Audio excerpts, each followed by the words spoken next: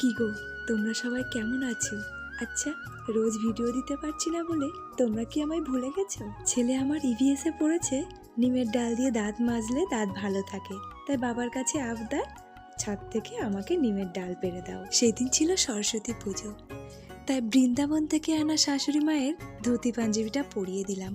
বাড়ির পাশেই বরের রিহার্সাল রুম আছে, ওখানেই পুজো হচ্ছে। আমি যাইনি, আমি এদিকে স্নান করে দেখো অনেকদিন পরে নেল পলিশ পরলাম। পুজোর শেষে বর আমার জন্য প্রসাদ এনেছে। আজ আমাদের নিচে খাওয়া দাওয়া। দেখো বর, শ্বশুর, আমি সবাই মিলে খাওয়া দাওয়া করে নিলাম।